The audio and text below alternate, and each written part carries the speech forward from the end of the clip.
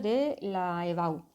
Para que sepáis de qué vamos a hablar hoy, vamos a centrarnos en un texto. El texto es el de hace 2 años, pero da igual. Fijaos que primero tenemos un pequeño texto, algunas veces un poquito más largo, y hoy nos vamos a centrar en esta parte que tenéis ahí señalada, es decir, la parte de comprensión. Vale 2 puntos, ¿de acuerdo? Entonces, si os parece, vamos a iniciar ahora a través de un ejemplo cómo tendríais que realizar eso. Yo os recomiendo que para el comentario primero reviséis el otro vídeo en el que os expliqué la coherencia, que os dejaré abajo el enlace, aunque en este más o menos vamos recordando los elementos más importantes. Bueno, si os parece, vamos a empezar con el texto. Este es el texto, como veis, este es un poquito más largo, y vamos a ir leyendo por párrafos y vamos a tratar de ir viendo ya las ideas principales, porque las ideas no os las van a pedir, pero es lo primero que tenéis que subrayar cuando vosotros estáis haciendo un comentario, para evitar una segunda lectura cuando no tenéis tanto tiempo como para permitiros muchas lecturas. A veces el título, como el que tenéis ahí, nos puede dar ya una idea e incluso puede parecerse al tema, pero no tiene por qué. Aquí fijaos que sí que nos está dando muchos datos. El peligro de lucir los skinny jeans. Vale, pues empezamos.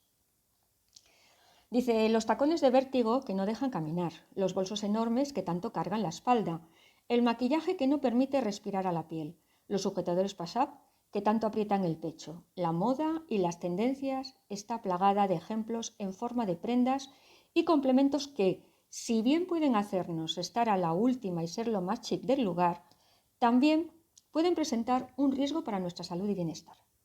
Los pantalones hiperajustados son un claro ejemplo de que lo más it puede ser muy sexy y muy fashion, pero no lo más cómodo ni lo más saludable. Bueno, fijaos que empieza citándonos una serie de prendas de moda, los tacones, los bolsos, etcétera.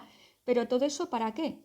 Todo eso para centrarse en un elemento, que es que todos ellos nos hacen ser muy modernas, pero, y ahora subrayamos la idea principal, que sería esta de aquí, pueden presentar un riesgo para nuestra salud y bienestar, ¿de acuerdo? Entonces, aquí tenemos, esta es la idea principal, las prendas de moda, determinadas prendas de moda, y en concreto se va a centrar en una, que van a ser los pantalones hiperajustados, lo que en inglés se conoce con el nombre de skinny. ¿De acuerdo? Bueno, pues vais a ver cómo a partir de ahora se va a centrar a poner ejemplos, elementos argumentativos para demostrarnos esa idea que tenéis ahí. Bien, pues vamos a ello. Dice, así lo refleja un caso publicado en la revista Journal of Neurology, Neurosurgery and Psychiatry, donde se habla de una mujer de 35 años que acabó en el hospital con los pies entumecidos y con dificultad para andar, tras haber pasado varias horas al día anterior en cuclillas, mientras ayudaba a una amiga con su mudanza y vestía unos jeans muy ceñidos. Según la mujer, durante ese tiempo había tenido la sensación de que sus vaqueros le iban apretando cada vez más y haciéndose más incómodos según pasaban las horas. Después de un rato, mientras andaba por casa, notó que se le dormían los pies y se cayó. Pasó varias horas tirada en el suelo hasta que la encontraron. Cuando por fin llegó al hospital, los médicos del grupo neuromuscular de la Sociedad Española de Neurología observaron que presentaba un bloqueo en los nervios del peroneo y una afectación que la paciente presentaba en el nervio tibial, porque es un tejido que está muy protegido. Esto le produjo una rabdomiólisis, es decir, una descomposición del tejido muscular que acabó desembocando en una necrosis del músculo.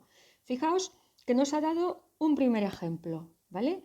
Un primer ejemplo que nos lo cita una revista, nos pone el caso de una mujer con unos vaqueros que acaba con la necrosis del músculo, ¿vale? Entonces, ¿todo esto para qué es?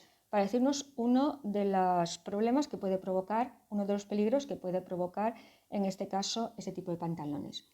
Seguimos y dice, hace ya un tiempo, la Fundación Española del Corazón advertía de los riesgos de las prendas excesivamente apretadas, esa ropa estilo segunda piel que inunda las estanterías de las tiendas más frecuentadas, advirtiendo de que su uso continuado puede favorecer la aparición de problemas cardíacos. Es decir, ¿veis? Otro problema, otro peligro, los problemas cardíacos.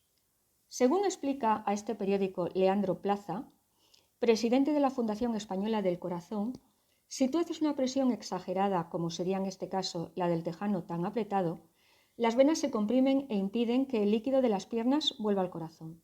Esto, cuenta, hace que la sangre se quede estancada, lo que facilita la aparición de un trombo que puede saltarse y producir una embolia pulmonar que puede llegar a ser grave y producir incluso la muerte. Fijaos cómo ya nos ha ido dando datos de todos los peligros que provoca este tipo de prendas a través de argumentos.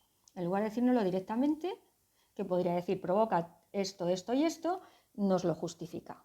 A eso es lo que se conoce como argumentación. Dice, asimismo ocurre con las fajas para entrar en un vestido ya de por sí ajustado. Además de los riesgos para la circulación de la sangre, los jeans muy ajustados o las fajas pueden causar la temida celulitis al provocar la retención de los líquidos. Para evitar posibles daños, Plaza recomienda que siempre es mucho más saludable llevar prendas holgadas en vez de ajustadas, imprescindible si la persona está practicando cualquier ejercicio físico o deporte, pues se activa muchísimo la circulación. Es decir, si nosotros tuviéramos que plantearnos la estructura de este texto, que ya podríamos hacerlo, nos damos cuenta de algo muy importante. La idea principal, la más importante, ¿dónde está? Está en el primer párrafo, ¿no? ¿Y qué pasa en el resto del texto? Lo que sería el desarrollo. Pues que realmente lo único que hace es justificar lo que ha dicho al principio. Justificar indicándonos cuáles son esos riesgos para la salud. La necrosis, los problemas cardíacos, la embolia pulmonar, la muerte, la celulitis. Es decir, que fijaos que, y tiene una conclusión, realmente no tiene conclusión. Es decir, que la estructura del texto quedaría, como veis, de esta manera. Bueno, pues una vez que nosotros hemos hecho esta primera lectura, hemos organizado ya el texto, vamos a tratar de hacer el comentario. Bueno, aquí os he dejado una pequeña explicación de que se entiende por coherencia lo que abarca, es decir, va a abarcar lo que sería el esquema organizativo del texto, que puede ser una de las preguntas del examen. Entonces, en ese esquema que acabamos de hacer nosotros, ¿qué es lo que tenemos que hacer? Seleccionar las ideas principales y secundarias, ver los argumentos, ver las partes constitutivas y finalmente delimitar la estructura. Y después también que tenemos que buscar una pregunta obligatoria del examen, que es el resumen. Después nos puede preguntar por el tema, idea central, etc. En conclusión, ¿qué entendemos por coherencia? Pues es esa propiedad que hace que el texto tiene una única unidad de contenido, de comunicativo, es decir, que trata de lo mismo. Entonces, en el examen siempre nos van a pedir el resumen y después nos pueden preguntar por el tema, por el esquema, por los tipos de argumentos, la tesis o tipo de estructura. Os lo he puesto en distintos colores porque después en el comentario os lo voy especificando en ese color para que veáis de qué estamos hablando en cada momento. Esto sería un recorte de cómo aparecería esta cuestión en selectividad.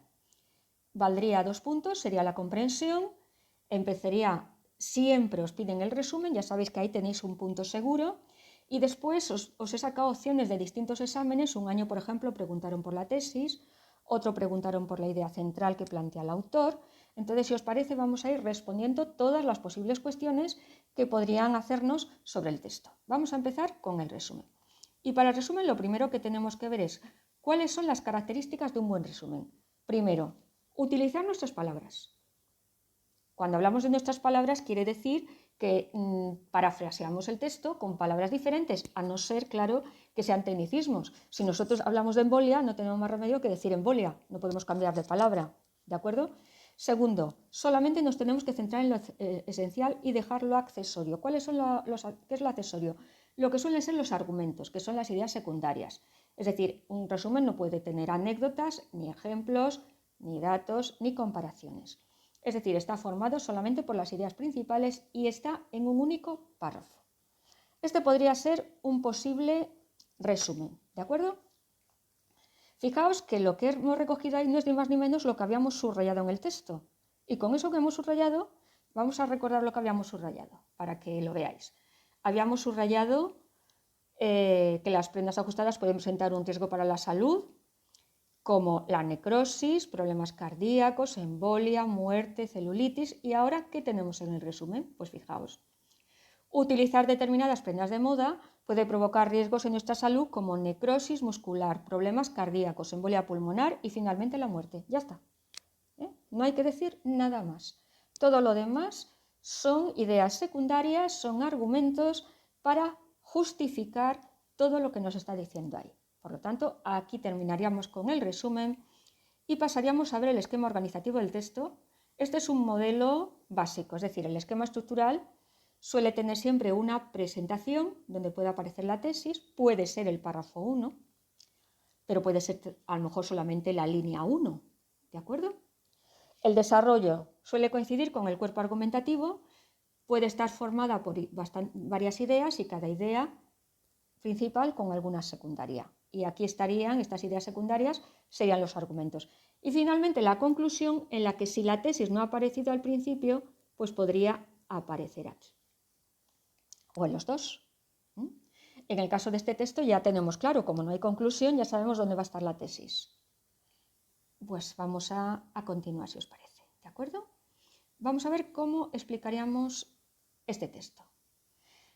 Diríamos, nos encontramos ante un texto que presenta la siguiente estructura. Planteamiento, párrafo 1. La idea principal, que a su vez funciona como tesis, es el riesgo que puede tener para nuestra salud determinadas tendencias de moda. Esto no sería necesario, ¿de acuerdo? Para justificarla, el autor hace uso de argumentos, de ejemplificación, etcétera, etcétera, porque realmente no nos lo está pidiendo. Nos quedaríamos solamente con eso. El desarrollo se compone de una sucesión de argumentos que buscan convencer al lector del peligro de utilizar estas prendas. No es necesario que los pongamos. Si queréis, los podéis poner si tenéis tiempo, ¿de acuerdo? Pero si no, lo dejamos ahí. El texto no cuenta con una conclusión que cierre la idea esbozada en el planteamiento, lo que ya comentamos antes. Vamos a otra posible pregunta. Imaginemos que nos pide los argumentos del texto. Aquí tenéis el recordatorio de los distintos argumentos. No los voy a volver a explicar de nuevo, ya que están ya especificados en el otro vídeo, pero sí vamos a ver cómo de los que tenemos aquí hay algunos que ya podemos ir eliminando. Por ejemplo, ¿aparece algún dato? No.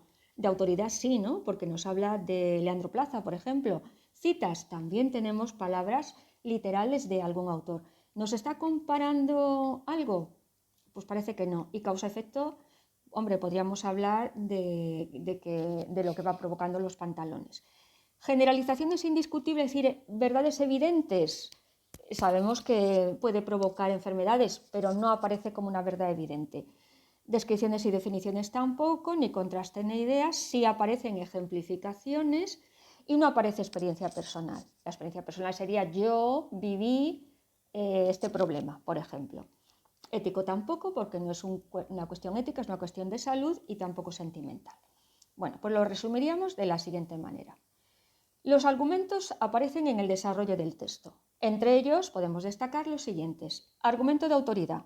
Uno de los más importantes, ya que la función del texto es tratar de convencer al lector sobre los peligros de esas prendas apoyándose en personalidades del mundo de la medicina. Es decir, tener claro eso. El argumento de autoridad no es cualquiera que mi hermano me ha dicho, eso no es un argumento de autoridad.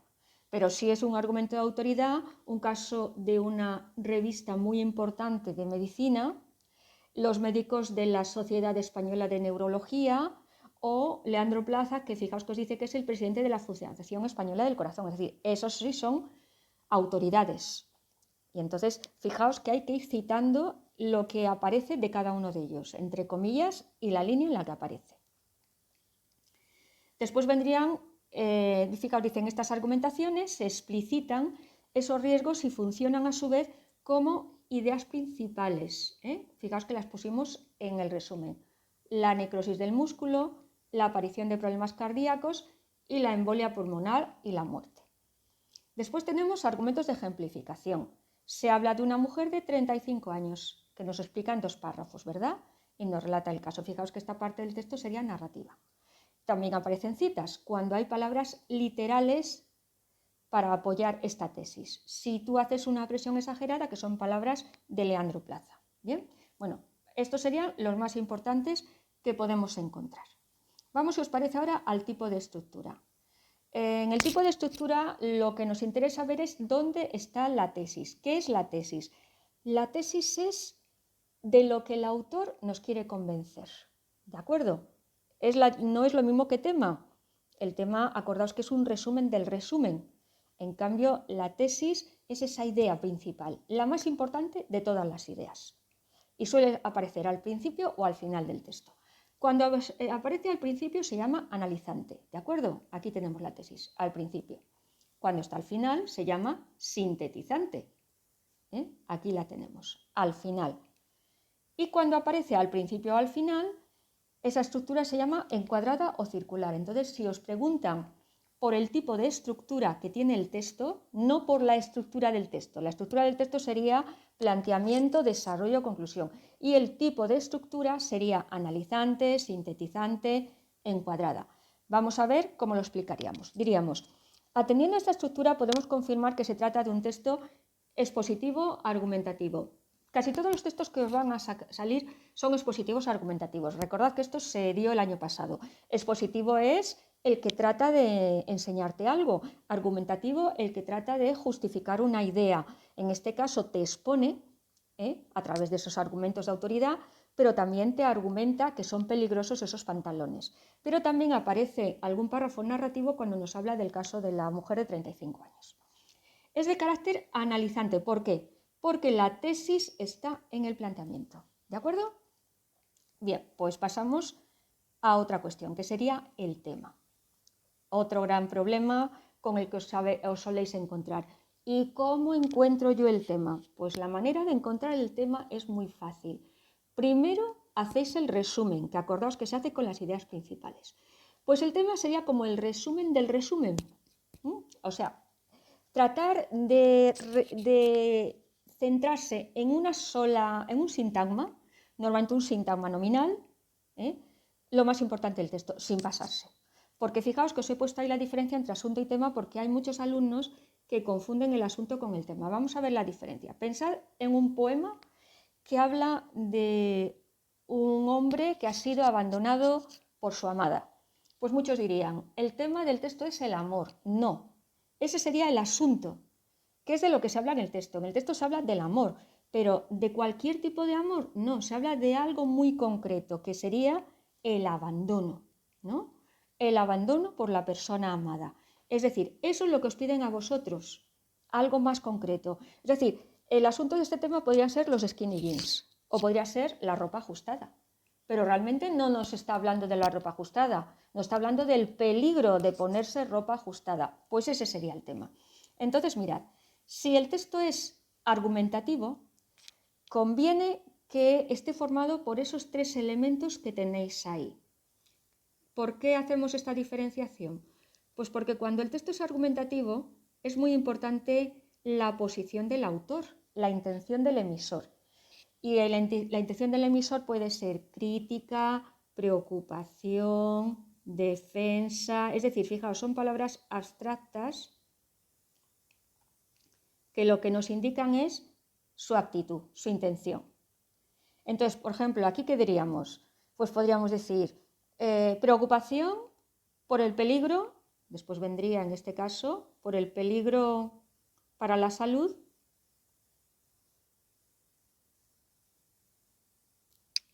¿De qué? Pues de determinadas prendas.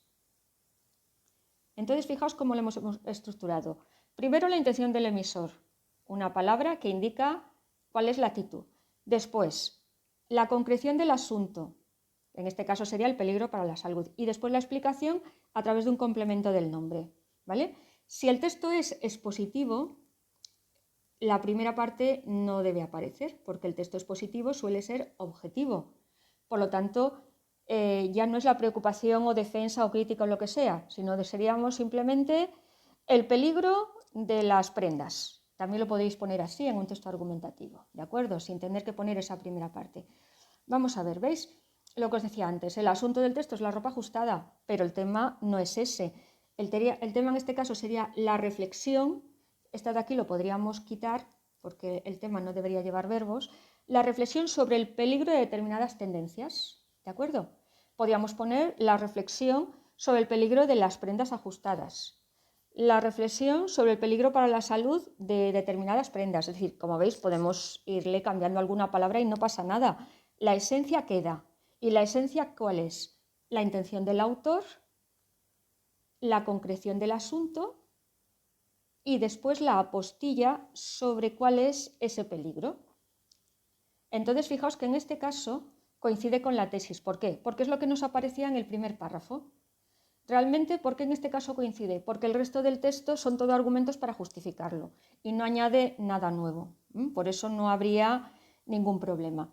Bueno, pues con esto hemos dado una revisión a los principales elementos que os puede salir en esta primera parte del comentario, que vale 2 puntos. Entonces, yo mi recomendación es que os vayáis a la página de la universidad, os pondré también el enlace, en este caso en el blog, también os pondré el texto para que lo hagáis por vuestra cuenta y después lo corregís aquí y veáis pues las distintas posibilidades que os podéis encontrar, ¿de acuerdo? Bueno, pues con esto damos por finalizada la explicación y muchas gracias por vuestra atención.